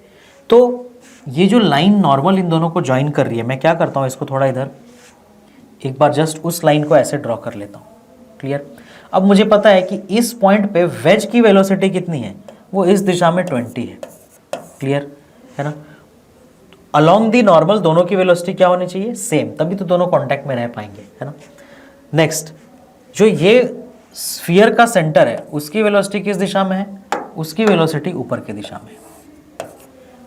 मुझे क्या चाहिए कि जो वेलोसिटी वेज इस ट्राइंगल का है ना, जो ट्राइंगुलर वेज है तुम्हारा, उसका आएगा इस डायरेक्शन में, वही वेलोसिटी स्फीयर का भी आना चाहिए अलोंग दिस लाइन। क्लियर? तो मेरा मेन काम क्या है पता है, कि मुझे यहाँ एंगल फाइंड करना पड़ेगा। कौन सा एंगल फाइंड करना पड़ेगा, ये वाला एंगल या ये, दोनों में से कुछ भी फाइंड कर ले। तो तुम ध्यान से देखो, अगर मैं यहाँ से एक लाइन ऐसे ड्रॉप करूँ और ये ना वो सेम ट्राइंगल है जो मैंने इधर ड्रॉ किया है। क्लियर? तो तुम देखो अगर ये वाली लाइन r/5 है तो ये पूरा तो r रेडियस था, तो ये कितना हो जाएगा, ये 4r/5 हो जाएगा ना, दिस लाइन यहाँ से यहाँ, क्योंकि यहाँ से यहाँ तक r था और ये r/5 है तो ये 4r/5 हो गया और ये r है। क्लियर? तो अब तुम ध्यान से देखो, अगर मैं इस एंगल को थीटा बोल रहा हूँ, है ना, ये हो गया 4r/5 और ये हो गया r। तो अगर मैं इस एंगल को थीटा बोल रहा हूँ तो तुम ध्यान से देखो, cos theta is equal to base by hypotenuse मतलब 4/5 मतलब 37 degrees. That means this angle is 37 degree. तो ये कितना हो जाएगा, ये 53 डिग्री हो जाएगा। क्लियर? अब मान लेते हैं स्फीयर का स्पीड v है ना, तो स्फीयर का जो इस दिशा में कंपोनेंट आएगा ये आएगा v cos 37 है ना, मतलब है ना, ये एंगल भी 37 हो जाएगा, तो ये हो जाएगा 4v/5 और इसका जो कंपोनेंट आएगा 20 cos 53, ये कितना हो जाएगा 12। तो इस 4v/5 और इस 12 का इक्वल होना ज़रूरी है अगर इन दोनों को कांटेक्ट में साथ रह करके मूव करना है तो 4v/5 इज इक्वल टू 12 कर दो, तुम्हें अपना आंसर मिल जाएगा, है ना। 4v/5 इक्वल टू 12, तो 12 इंटू 60, 560/4 15। मतलब ये जो स्फीयर है एट दिस इंस्टेंट ऊपर कितने स्पीड से जा रहा होगा, 15 मीटर पर सेकेंड। ये आ गया हमारा आंसर। क्लियर सभी को? Next question, a system is shown in the figure, all speeds are shown with respect to ground. Okay, ये block 5 metre per second ground के रेस्पेक्ट में नीचे जा रहा है और ये लिफ्ट भी 5 मीटर पर सेकेंड ग्राउंड के रेस्पेक्ट में ऊपर जा रहा है। ठीक है, तुम्हें स्पीड ऑफ ब्लॉक बी बताना है विथ रेस्पेक्ट टू ग्राउंड। अब तुम ध्यान से देखो, इस क्वेश्चन को हम सिंपली कैसे इजीली कर सकते हैं, सब कुछ विद रेस्पेक्ट टू ग्राउंड ही दिया है। तो मैं मान लेता हूँ कि ये जो ब्लॉक बी है इसकी वेलोसिटी ऊपर की तरफ v है विथ रेस्पेक्ट टू ग्राउंड। अब मैं कंस्ट्रेंट लिखूंगा, ठीक है। मान लेते हैं यहाँ पे तुम्हारा टेंशन T है, तो ये पूरा सेम स्ट्रिंग है, तो इधर से ये भी T और ये भी T है ना, बट इधर कितना हो जाएगा 2T। तो अगर ब्लॉक बी को देखो तो 2T ऊपर और V भी ऊपर, इसका क्या T ऊपर और 5 नीचे। तो हम इक्वेशन लिखते हैं T और 5 कितना हो जाएगा -T इंटू 5 है ना, ऊपर और नीचे, जबकि ये 2T और V दोनों ऊपर, तो plus 2T into V is equal to 0। तो हमें इक्वेशन क्या मिलेगा 2V इज इक्वल टू 5 है ना। हमारा इक्वेशन क्या बन के आ रहा है यहाँ पे 2V इज इक्वल टू 5। तो दैट मीन्स अगर 2V इज इक्वल टू 5 आया है ना, तो देखो ये इक्वेशन, ये टेंशन T है, तो ये T इंटू 5 और ये 2V equal to 5। That means जो V की वैल्यू आ रही है हमारी वो कितनी आ रही है 5/2 मीटर्स पर सेकेंड। अगर इस क्वेश्चन को मैं इस तरीके से सॉल्व करूँगा तो तुम मुझे बताओ यहाँ मिस्टेक क्या हुआ। मैंने इस 5 मीटर पर सेकेंड से जो ये लिफ्ट ऊपर जा रहा है ना उसको कंसिडर ही नहीं किया, क्योंकि जब तुम ये सारी वेलोसिटीज़ ले रहे हो ना तो तुम मिस्टेक क्या कर रहे हो ध्यान से देखो। तुमने टेंशन का जो यहाँ पे वर्क है, क्या लिखते हैं हम टेंशन का वर्क, तो क्या इसकी velocity 5 metre per second with respect to this string है क्या? नहीं, ये लिफ्ट पूरा का पूरा मूव कर रहा है ऊपर 5 से। तो मुझे क्या करना पड़ेगा, मैं ये सारी वेलोसिटीज़ ना पहले विथ रेस्पेक्ट टू लिफ्ट निकाल लेता हूँ। क्लियर? क्योंकि ये जो 5 मीटर पर सेकेंड अभी किसके रेस्पेक्ट में दिया हुआ है इस क्वेश्चन में, वो विथ रेस्पेक्ट टू ग्राउंड दिया हुआ है। तो तुम ध्यान से देखो, ये जो कुछ भी हमने इधर किया ये तुम्हारा कंस्टेंट हो जाएगा रॉन्ग। अगर तुम्हारा ये पूरा का पूरा सेटअप ऊपर जा रहा है तो तुम्हें इस 5 को कंसिडर करने की जरूरत है। तुम क्या करोगे, कंस्ट्रेंट लिखने के पहले जो भी सारे ब्लॉक्स की वेलोसिटी होगी सबको पहले विथ रेस्पेक्ट टू लिफ्ट निकाल लोगे। बोलो ए की velocity with respect to lift कितनी होगी, वो 10 होगी ना नीचे की तरफ, है ना। अगर मैं बोलूँ ए की velocity with respect to lift तो क्या है, velocity of A with respect to lift क्या होगा, velocity of A with respect to ground minus velocity of lift with respect to ground होगा ना। तो A with respect to ground क्या है -5 और lift with respect to ground क्या है +5, तो -5 माइनस +5 मतलब कितना -10। मतलब ए जो है वो नीचे कितने से जा रहा होगा, वो 10 से जा रहा होगा। तो अगर मैं सिर्फ ब्लॉक ए की बात करूँ है ना, अभी ओनली ब्लॉक ए, तो इसकी स्पीड नीचे की तरफ 10 है ना, विथ रेस्पेक्ट टू लिफ्ट, और इसके ऊपर टेंशन किधर लग रहा है, ऊपर की तरफ T। तो मान लेते हैं ये जो ब्लॉक बी है तुम्हारा, है ना, एट दिस इंस्टेंट ये जो ब्लॉक बी है, मान लेते हैं इसका स्पीड भी v है, क्लियर, और इस पे टेंशन कितना लग रहा है 2T। बस तुम्हें सिर्फ ये ध्यान रखना है कि ये v तुमने अब किसके रेस्पेक्ट में लिया हुआ है, लिफ्ट के रेस्पेक्ट में। तो अभी जो आंसर आएगा v वो करेक्ट आंसर नहीं होगा, तुम्हें फिर उसको with respect to ground convert करना पड़ेगा। तो मुझे बताओ यहाँ पे अगर मैं फिर कंस्टेंट इक्वेशन लिखूँ, t ऊपर 10 नीचे, मतलब -T into 10 plus 2T into v is equal to 0। तो तुम मुझे बताओ यहाँ से v की वैल्यू अपने को +5 मिल गया ना। इसका मतलब विथ रेस्पेक्ट टू लिफ्ट ये ब्लॉक b ऊपर की तरफ जा रहा है, ये है velocity of block with respect to lift, है ना, +5। मतलब तुमने जो दिशा मानी थी वो सही है क्योंकि आंसर प्लस आ गया। अब मुझे चाहिए velocity of b with respect to ground, तो ये क्या होगा b with respect to lift plus velocity of lift with respect to ground, है ना। तो b with respect to lift है +5 और lift with plus respect to ground भी है +5, मतलब ये आंसर क्या है +10। मतलब ये 10 मीटर पर सेकेंड से ऊपर जा रहा होगा block with respect to ground. समझ आया सभी को? तो जब भी तुम कंस्ट्रेंट लिखो और पूरा का पूरा सेटअप एक लिफ्ट के अंदर हो या किसी फ्रेम के अंदर हो, तो तुम सबसे पहले कंस्ट्रेंट लिखने के पहले सारे वेलोसिटीज किसके रेस्पेक्ट में लोगे, उस पर्टिकुलर लिफ्ट के रेस्पेक्ट में। क्लियर? तो अभी ये तुम्हारा आंसर आ गया 10 मीटर्स पर सेकेंड स्क्वायर अपवर्ड्स, ये तुम्हारा आंसर है block B 10 metre per second square upwards. ठीक है, नेक्स्ट क्वेश्चन रीड करो। न्यूटन सेकेंड लॉ का एक बहुत अच्छा क्वेश्चन है ये, फिर हम लोग इसको डिस्कस करते हैं।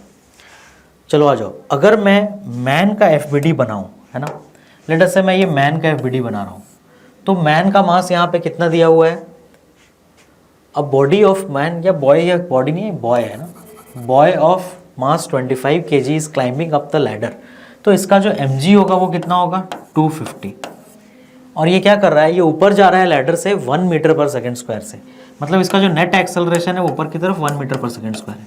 अब मुझे बताओ ये ऊपर कैसे जा रहा होगा, ये लैडर से कांटेक्ट में होगा, तो इसका मतलब लैडर इसके ऊपर की तरफ एक फोर्स लगाएगा जिसके कारण कि ये ऊपर जा रहा होगा, है ना, ये फोर्स ऑफ द लैडर होगा।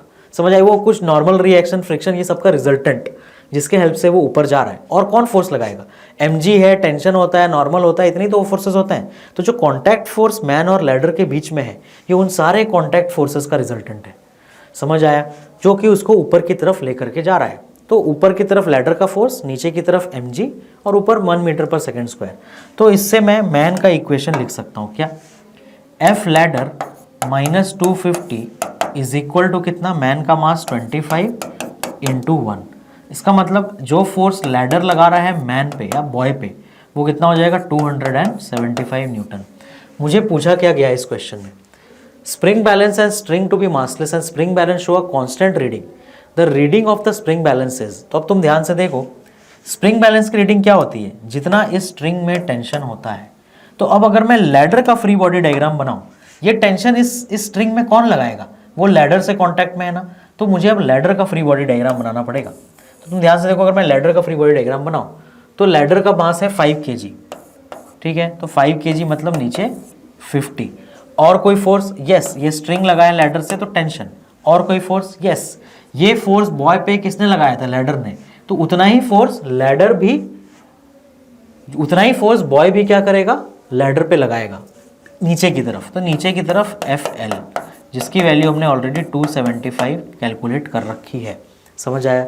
तो ये तुम्हारा, अगर तुम यहाँ से टेंशन की वैल्यू निकालो, क्योंकि ये तुम्हारा स्प्रिंग बैलेंस है और स्प्रिंग बैलेंस तुम्हारा मासलेस है, तो और कोई भी यहाँ फोर्स नहीं बनेगा और लैडर कहीं नहीं जा रहा है ना। बॉय ऊपर जा रहा था, उसमें हमने एक्सेलरेशन बनाया, बट लैडर इक्विलिब्रियम में है।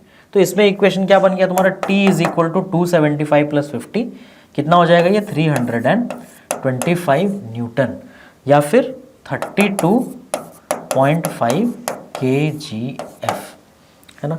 इतना रीडिंग आ रहा होगा तुम्हारे स्प्रिंग बैलेंस में। क्लियर ये चीज़ सभी को? तो ये एक बहुत अच्छा क्वेश्चन है, जिसमें कोई अगर लैडर पे चढ़ रहा है तो फोर्स जो लैडर लगा रहा है मैन पे ना, उसका कॉन्सेप्ट इसमें इंक्लूडेड है। और जो फोर्स लैडर मैन पे लगाएगा, जब तुम लैडर का फ्री बॉडी डायग्राम बनाओगे तो वही फोर्स मैन भी लैडर पे लगाएगा, लेकिन उल्टे दिशा में। नेक्स्ट, ये तुम्हारा एक अच्छा क्वेश्चन है जिसमें हम न्यूटन सेकेंड लॉ और एक्चुअल में सूडो और फ्रिक्शन सब कंबाइंड है। ये क्वेश्चन क्या कह रहा है देखो, है ना। पहले तुम लोग चाहो तो इस डायग्राम को बना लो। डायग्राम नहीं, सॉरी, क्वेश्चन रीड करके क्वेश्चन अटेम्प्ट कर लो। डायग्राम तो सेम बनेगा सभी का। Side of a truck, rear side of a truck is open and box of mass 20 kg is placed on the truck, है ना। इसके ऊपर तुमने क्या किया है? एक 20 kg का बॉक्स रखा है। क्लियर है ना? 20 kg का बॉक्स तुमने इस पर रख रखा है, ठीक है। बॉक्स को हम थोड़ा जस्ट इनलार्ज कर लेते हैं। ये अब वो क्या कह रहा है? 4 metres away from the open end. मतलब ये जो डिस्टेंस है ना यहाँ से यहाँ, ये 4 मीटर है। कौन सा डिस्टेंस? ये डिस्टेंस जो ओपन एंड है ट्रक का ना। ये ट्रक तुम्हारा आगे की तरफ जा रहा होगा, ये हमारे पास एक ट्रक है, ये आगे की तरफ मूव कर रहा है। क्लियर? और ये जो बॉक्स है ये इसके रियर एंड से कितना आगे रखा हुआ है? 4 मीटर्स अवे। तो ये डिस्टेंस 4 मीटर है। म्यू की वैल्यू गिवन है। म्यू की वैल्यू कितनी दी उसने? 0.15।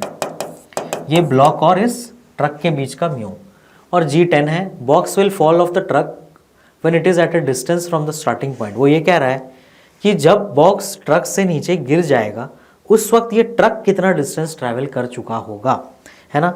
जिस वक्त ब्लॉक, अब ये बॉक्स ट्रक से क्यों गिरेगा? क्योंकि तुम ध्यान से देखो, अगर मैं इस बॉक्स का फ्री बॉडी डायग्राम बनाऊं, है ना, the rear side truck is open, इतना 20 kg placed 4 metres away from the open end, mu की वैल्यू इतनी है एंड G इतना है। The box will fall off the truck when it at a distance from the starting point equal to. तो अब ये box truck से क्यों गिरेगा वो ध्यान से देखो, है ना। इस बॉक्स के ऊपर ये जो ट्रक है ये पीछे की दिशा में कुछ ना कुछ फोर्स लगा रहा होगा, है ना।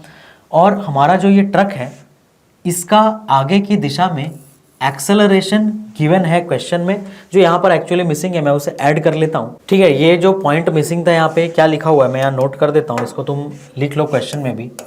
The truck starts from rest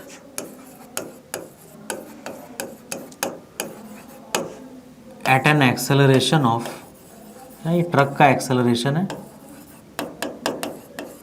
2 metre per second square. मतलब ट्रक जो है तुम्हारा वो कितने से एक्सेलरेट कर रहा है? 2 मीटर पर सेकेंड स्क्वायर।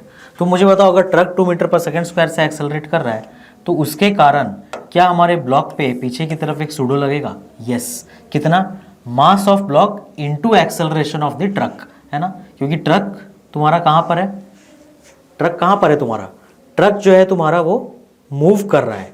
तो मैं एफबीडी किसके रेस्पेक्ट में बना रहा हूँ, मान लो मैंने एक ऑब्जर्वर खड़ा कर दिया इधर, तो मैं अब इस ऑब्जर्वर के लिए एफबीडी बना रहा हूँ, तो इस पे सूडो बनेगा ना, क्योंकि ऑब्जर्वर ट्रक के एक्सेलरेशन से आगे जा रहा होगा। और ये सूडो का मैग्नीट्यूड कितना होगा, मास ऑफ ब्लॉक कितना है 20, है ना, ये 20 kg का ब्लॉक है और 2, तो ये चीज़ होगा 40। अब क्योंकि मैं इस ट्रक के फ्रेम ऑफ रेफरेंस में हूँ, तो ये ट्रक मेरे लिए रुका हुआ है, तो ब्लॉक को कितना डिस्टेंस ट्रैवल करना है नीचे गिरने से पहले, 4 मीटर। ट्रक को मैंने रोक दिया क्योंकि मैं फ्रेम ऑफ रेफरेंस ट्रक में आ गया हूँ, तो ये 4 मीटर ट्रैवल करेगा। तो जितनी देर में ये ब्लॉक 4 मीटर ट्रैवल करेगा, उतनी देर में ट्रक कितना ट्रैवल कर चुका होगा, ये तुमसे पूछा गया है ना। The box will fall off the truck when it is eight a distance from the starting point. It मतलब क्या, व्हेन ट्रक स्टार्टिंग पॉइंट से कितनी दूरी पर होगा। अब मुझे बताओ, क्या ब्लॉक के ऊपर सिर्फ यही एक फोर्स लगेगा, नहीं, जैसे ही ब्लॉक इसके रिलेटिव मूव करना चालू करेगा, इसके ऊपर एक फ्रिक्शन लगेगा आगे की तरफ, है ना, और इस फ्रिक्शन का मैग्नीट्यूड कितना आएगा, म्यू इंटू एम जी। क्या म्यू इंटू एम जी आएगा, देखते हैं एफ आर मैक्स कितना है ना, पहले ये तो पता कर लें ब्लॉक मूव करेगा भी नहीं करेगा, तो होगा म्यू इंटू एम जी, मतलब 0.15 इंटू एम जी कितना है 200, तो ये वैल्यू कितनी आ जाएगी तुम्हारी, ये वैल्यू आ जाएगी 30 न्यूटन, है ना, ये 30 आ जाएगा। तो यस, पूरा का पूरा फ्रिक्शन यूज़ हो जाएगा। तो तुम मुझे बताओ कि इससे अपने ब्लॉक का एक्सेलरेशन निकाल सकते हैं। यस, जो ब्लॉक का एक्सेलरेशन अब आएगा वो कितना आएगा, 40 - 30/20, मतलब 10/20 0.5, मतलब ये block 0.5 metre per second square से इस तरफ मूव करना चालू करेगा। और इनिशियली ब्लॉक ज़रूर क्या होगा, रेस्ट पे, क्यों, क्योंकि ट्रक भी इनिशियली रेस्ट पे था, ब्लॉक उसके ऊपर ही रखा हुआ था। तो मुझे बताओ, इस एक्सेलरेशन से 4 मीटर ट्रैवल करने में ब्लॉक को कितना टाइम लगेगा, क्या हम निकाल सकते हैं, है ना। हमें क्या क्या पता है, हमें डिस्प्लेसमेंट पता है 4 मीटर का होना है, एक्सेलरेशन पता है 0.5, ये सब मैं क्या लिख रहा हूँ, मैं नीचे के डायरेक्ट, मान लो पीछे के डायरेक्शन को पॉजिटिव ले लिया मैंने, क्लियर, पीछे के डायरेक्शन, तो एस तुम्हारा +4, एक्सेलरेशन +0.5, है ना, और डिस्प्लेसमेंट हो गया, और वैल्यू क्या है अपने पास, इनिशियल वेलोसिटी 0 है। तो मुझे बताओ, क्या हम इससे टाइम निकाल सकते हैं। यस, तो 4 = ½ AT², है ना, तो उस टाइम को पहले कैलकुलेट कर लेते हैं। 4 = ½ इंटू, ये भी हाफ ले लेते हैं, है ना, 0.5 को, इंटू t², तो t की वैल्यू क्या आई, 4 सेकेंड, मतलब 4 सेकेंड बाद ब्लॉक ट्रक से नीचे गिर जाएगा। मैं उम्मीद करता हूँ तुम बाइक पे ना आ रहे हो उस ट्रक के पीछे, क्योंकि 20 kg का ब्लॉक है यहाँ।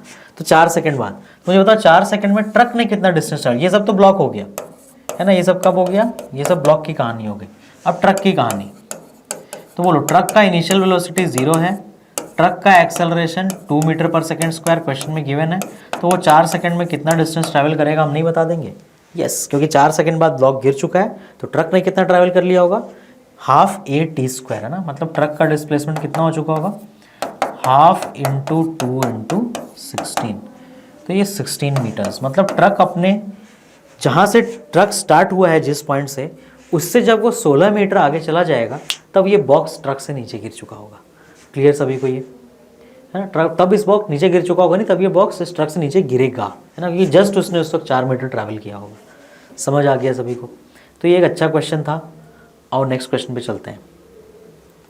फिर से एक इक्विलिब्रियम का अच्छा सा क्वेश्चन, देखो क्वेश्चन रीड कर लो। आई थिंक ये क्वेश्चन सिंपल है, बट फिर भी इक्विलिब्रियम के अच्छे क्वेश्चन हैं ये, तो हम डिस्कस करते हैं। ये इक्विलिब्रियम में है, रेडियस 5 सेंटीमीटर है इसका ना। अभी तुम ध्यान से देखो, अगर मैं इस बॉल का फ्री बॉडी डायग्राम बनाऊं, है ना, अगर मैं इस बॉल का फ्री बॉडी डायग्राम ले लूं, जैसे ये, ठीक है, तो मुझे बताओ इस बॉल के ऊपर कितने फोर्सेस लग रहे हैं। एक तो वो नॉर्मल है, जो साइड से कौन लगा रहा है, वॉल, है ना, एक नॉर्मल ये वॉल लगा रहा है इसके ऊपर, क्लियर।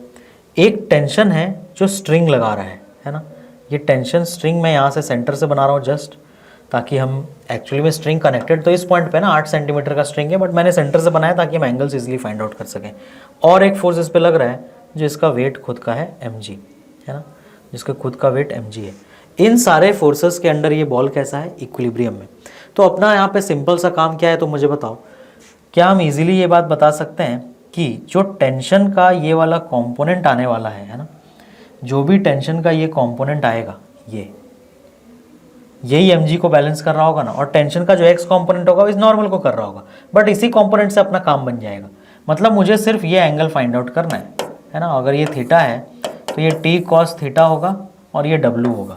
तो मुझे बताओ वाई में अगर मैं इक्विलिब्रियम का इक्वेशन लिखूंगा तो T cos theta equal to W answer हो जाएगा ना। मतलब tension is equal to W by cos theta. तो भी कॉस थीटा फाइंड आउट करना है तो बहुत ईजी है। देखो मैं इस लाइन को यहाँ जोड़ रहा हूँ, मुझे बताओ ये जो वर्टिकल वाली लाइन है ये एंगल थीटा बना रही है तो ये भी थीटा ही एंगल होगा ना, सेम टू सेम। अब यहाँ से यहाँ तक लेंथ कितना है, 8 + 5 13 और ये कितना है 5। क्लियर, ये 13 है और ये 5 है। तो अगर मैं उस राइट एंगल ट्राइंगल को ड्रॉ करूँ लेट अस से ना, ये ट्राइंगल, ये लाइन और ये लाइन, तो मैं क्या कह रहा हूँ कि ये 13 है ना यहाँ से लेके इसके सेंटर तक। क्लियर, और ये 5 है, मुझे ये थीटा चाहिए ना। तो मेरा आंसर क्या है, मेरा आंसर कॉस थीटा है। तो कोई नहीं, अगर हमने थीटा यहाँ पे ले रखा है ना तो मेरा answer W by cos theta हो जाएगा। तो ये बेस बाई हाइपोटेन्यूज, बोलो अगर ये 5 है ये 13 है तो 13 स्क्वायर माइनस 5 स्क्वायर है ना 1, तो ये 12 आ गया होगा है ना, पाइथागोरियल ट्रिपलेट्स। तो कॉस थीटा कितना हो गया 12/13। तो t into 12/13 is equal to W. तो t की वैल्यू क्या होगी 13W/12। ये हमारा आंसर है इस क्वेश्चन का। इक्विलिब्रियम का अच्छा और सिंपल सा question, but angle find out करना आना चाहिए अपने को है ना। नेक्स्ट, ये न्यूटन सेकेंड लॉ के बेसिक डेफिनेशन पे क्वेश्चन है। ठीक है, क्या बेसिक डेफिनेशन होता है न्यूटन सेकेंड लॉ का कि rate of change of momentum is equal to force. तो क्या मैं dp is equal to F dt लिख सकता हूँ? यस, है ना। अब वो क्या कह रहा है, उसका मोमेंटम इनिशियली p था जब टाइम 0 था, तो टाइम t के बाद उसका मोमेंटम 3p हो जा रहा है ना। तो उसने t की वैल्यू पूछी है कितनी होगी। तो जब हम इंटीग्रेशन को कंप्लीट करेंगे तो हमें अपना आंसर मिल जाएगा। देखो dp का इंटीग्रेशन p हो जाएगा, कहाँ से कहाँ तक, p से 3p is equal to F D T, और f की वैल्यू क्या है kt है ना। तो k तुम्हारा बाहर आ जाएगा, इंटीग्रेशन t dt कहाँ से कहाँ तक 0 से t। तो इधर तुम्हें क्या मिला 3p minus p 2p is equal to k into T square by 2। तो यहाँ से तुम्हें अपना वैल्यू मिल गया t का, कितना ये आया 4p/k। ये वैल्यू आई टी स्क्वायर की है ना। तो हमारा ऑप्शन किस टर्म में दिया हुआ है 2√p/k हो जाएगा ना, क्योंकि t की वैल्यू कितनी हो जाएगी, t की वैल्यू हो जाएगी √4p/k। तो 2 बाहर आ जाएगा और √p/k। This is your answer. तो ये simple net force is equal to rate of change of momentum के ऊपर क्वेश्चन बेस्ड था ना, बेसिक सा integration 2√p/k। This is your answer. Next question, a ball of mass है ना। अब इस क्वेश्चन को देखो, मैं चाहता हूं कि जो न्यूटन सेकेंड लॉ वाला मेथड है वो तुम खुद से करो, बट एग्जाम में अगर ये क्वेश्चन आ गया, मैं इसे न्यूटन्स लॉ से सॉल्व नहीं करूंगा, मैं इसे वर्क एनर्जी से सॉल्व करूंगा। वो क्या कह रहा है कि बॉल का मास 0.2 kg है, ये एक बॉल है ना, जिसका मास 0.2 kg है, thrown vertically upwards by applying a force by hand. अब मान लेते हैं ये हैंड है, ठीक है, ये मेरा हैंड है जिसमें बॉल रखा हुआ है। If the hand move 0.2 metre, तो पहले तुम्हारा हैंड 0.2 मीटर ऊपर आया, कितना ऊपर आया 0.2 मीटर, तब तक बॉल तुम्हारे हाथ में ही है ना। वाइल अप्लाइंग द फोर्स, तुम कोई फोर्स लगा रहे हो है ना, इस बॉल के ऊपर तुम कोई फोर्स लगा रहे हो और यहाँ से लेके यहाँ तक तुम वो फोर्स जो है उस बॉल पे लग रहा है। क्लियर। अब क्या हुआ, तुमने ball goes up to 2 metre height further, मतलब यहाँ से तुमने बॉल को हाथ से छोड़ दिया, तो अब जो बॉल है ये 2 मीटर और ऊपर जा रहा है। बट इस वक्त अब इस पर सिर्फ कौन सा फोर्स लग रहा है यहाँ से लेके यहाँ तक, वो mg लग रहा है ना। मतलब जब हम यहाँ से लेके यहाँ तक बात कर रहे हैं तो ऑब्वियसली इस वक्त भी mg होगा ही, तो यहाँ पे f भी काम कर रहा है और mg भी काम कर रहा है। बट एक बार बॉल तुमने हाथ से छोड़ दिया तो अब इतनी दूर में सिर्फ कौन काम कर रहा है, सिर्फ mg काम कर रहा है। तो बॉल का अगर मैं इनिशियल पोजीशन ये ले लूँ और फाइनल पोजीशन ये ले लूँ, बॉल अभी मेरे हाथ में है, क्लियर, और मैंने बॉल को ऊपर फेंका और ये बॉल का मैक्सिमम हाइट कहाँ तक गया है 2 मीटर है ना। बॉल मैंने हाथ से कहाँ छोड़ा, इस पॉइंट पे, बीच वाले पे, क्लियर। यहाँ से लेके यहाँ तक बॉल हमारे हाथ में है और मैं बॉल को ऐसे मूव कर रहा हूँ ना इस तरीके से, और इस पॉइंट पे मैंने बॉल को हाथ से छोड़ दिया तो बॉल 2 मीटर और ऊपर गया और फिर नीचे आ गया ना। या फिर तुम ऐसे मान सकते हो कि हाथ यहाँ पे हाथ में बॉल है, यहाँ तक मैं लाया, बॉल छोड़ दिया, तो बॉल क्या गया और ऊपर 2 मीटर गया, फिर वापस नीचे आएगा। तो मुझे बताओ अगर ये बॉल का Hmax है तो बॉल की स्पीड यहाँ भी 0 होगी। सिमिलरली यहाँ पर भी बॉल की स्पीड 0 होगी। क्यों? क्योंकि मैं बॉल को अभी ऊपर मूव करना मैंने चालू किया है ना। मैं हाथ से फोर्स लगाऊंगा तो कुछ तो टाइम लगेगा ना, बॉल अगर मेरे हाथ में है तो मैंने कुछ एक्सेलरेशन दिया, but v equal to U plus A T क्या कहता है कि कुछ t के बाद v मिलेगा ना उसे, बट इनिशियल स्पीड तो बॉल की जीरो ही होगी ना जब वो मेरे हाथ में है। समझ आया? लेकिन जब वो यहाँ पहुँच गया होगा तो उसकी स्पीड जीरो नहीं होगी। क्यों? क्योंकि उस वक्त फोर्स यहाँ से यहाँ तक लग चुका होगा बॉल पे, बट यहाँ उसकी स्पीड कितनी है उसकी मुझे चिंता ही नहीं है कुछ। क्यों? क्योंकि मैं वर्क एनर्जी थ्योरम में सीधा इसको इनिशियल मान रहा हूँ और इसको फाइनल मान रहा हूँ। तो मुझे बताओ इस दौरान टोटल कौन सा फोर्स लगा? एक mg का फोर्स है और एक जो मैंने हाथ से फोर्स लगाया वो f है। ठीक है, ये सब इक्वल टू क्या है? kf माइनस ki, और कोई फोर्स तो है नहीं। तो mg का वर्क कितना होगा इस केस में? देखो mg नीचे मूव कर रहा है ना, यहाँ से लेके इनिशियल से फाइनल पूरा mg लगा है, क्योंकि इधर से इधर भी mg और इधर mg तो लगना ही है ना बॉल पे। तो mg का डिस्प्लेसमेंट 2.2 मीटर्स है और डायरेक्शन नीचे है, तो वर्क डन बाई mg क्या हो जाएगा तुम्हारा? Minus mg into 2.2। अब फोर्स का वर्क क्या है? वो सिर्फ यहाँ से यहाँ है, तो फोर्स ऊपर दिशा में, डिस्प्लेसमेंट 0.2, तो plus f into 0.2 is equal to 0 minus 0। क्या यहाँ से हम आंसर निकाल सकते हैं? यस, बॉल का मास 0.2 गिवन है, तो mg क्या हो जाएगा? 2 हो जाएगा, तो 2 into 2.2 minus 4.4 plus 0.2f is equal to 0। तो यहाँ से तुम्हें अपना आंसर मिल जाएगा, f इज इक्वल टू कितना? 4.4 बाई 0.2, 22 न्यूटन। ये हमारा आंसर है ना। 22 न्यूटन का फोर्स हमने लगा रखा होगा। मोस्ट इंपॉर्टेंट पॉइंट क्वेश्चन में क्या है यहाँ पे कि यहाँ इनिशियल से फाइनल तक mg कंटिन्यूसली एक्ट कर रहा है बॉल पे, क्योंकि बॉल mg तो अर्थ लगा रहा है, वो तो लगना ही है चाहे वो तुम्हारे हाथ में रहे बॉल या ना रहे। बट f जो फोर्स एक्सटर्नल हमने लगा रखा है उसके ऊपर, जो मेरे हाथ ने लगा रखा है, वो तभी तक एक्ट करेगा जब तक बॉल हमारे हाथ के कॉन्टैक्ट में है। एक बार बॉल को मैंने हाथ से छोड़ दिया, मेरे हाथ वाला फोर्स लगना बंद हो जाएगा। इसलिए जो f फोर्स के लिए मैंने डिस्प्लेसमेंट लिया वो सिर्फ 0.2 लिया, जबकि mg के लिए पूरा लिया। क्लियर सभी को? Next question. ये पर्टिकुलर क्वेश्चन का आंसर तुम लोग सभी को हो सकता है रटा हुआ भी हो, बट ये इतना इंपॉर्टेंट क्वेश्चन है कि एक से ज़्यादा बार जेई में आया हुआ है ना। इसका बेसिक कॉन्सेप्ट क्या है इस क्वेश्चन का, है ना। इस क्वेश्चन में वो ये क्या कह रहा है कि मैं इसको a एक्सेलरेशन से, है ना, ये तुम्हारा एक स्मूथ ग्राउंड के ऊपर रखा हुआ इंक्लाइन प्लेन है, वो कह रहा है कि a एक्सेलरेशन कितना हो इस ब्लॉक का, सॉरी इस वेज का, सो दैट ये ब्लॉक, है ना, so that the block is stationary. ये ब्लॉक जो है इस वेज के ऊपर रिलेटिव मोशन नहीं करेगा। समझ आया? तो ये सूडो फोर्स का एक बेसिक कॉन्सेप्ट का क्वेश्चन है। तो तुम ध्यान से देखो, अगर मैं इस ब्लॉक का एफबीडी बनाऊंगा, क्लियर, मैं एफबीडी किसका बना रहा हूँ? मैं ब्लॉक का बना रहा हूँ। तो इस ब्लॉक के एफबीडी में कौन कौन से फोर्सेस होंगे? सबसे पहला तो इसके ऊपर एक mg एक्ट कर रहा होगा।